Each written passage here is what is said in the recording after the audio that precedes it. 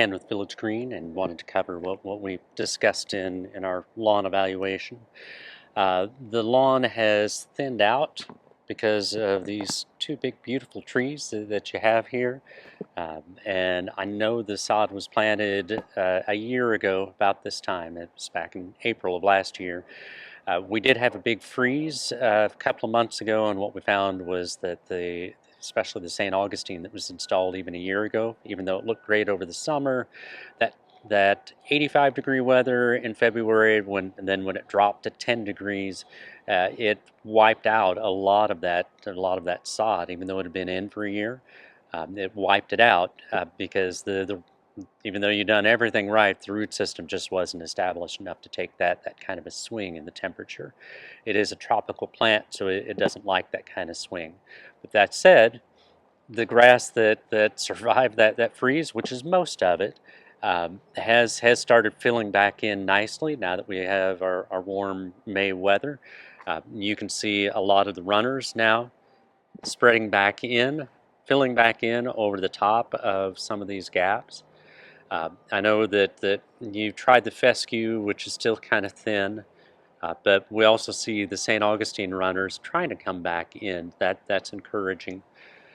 We talked about that you put in this zoysia, this Palisade zoysia, which is great. Uh, that said, it is not a spreader. So if we put a square of zoysia in and we check it a year later, it's still going to be a square of zoysia. So what we talked about was expanding out where there's just mostly bare dirt, expanding out with that zoysia, because it is a little bit more shade tolerant than St. Augustine. It hopefully will do a little bit better in these heavy shaded areas. But the rest of the lawn, as we can see, it did take a beating, but if you look in, you can see a lot of runners now trying to spread out.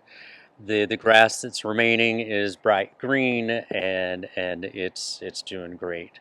And then this last area in the parkway we've talked about, it's a sunny area. Last year it was looking kind of rough.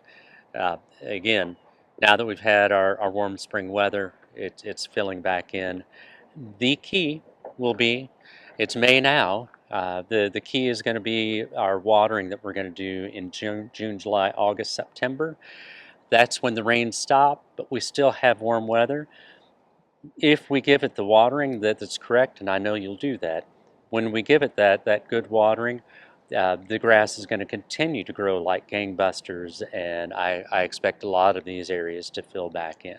If you like these videos, please subscribe to our YouTube channel and send them on to your friends and family. Ken with Village Green, local experience you can trust.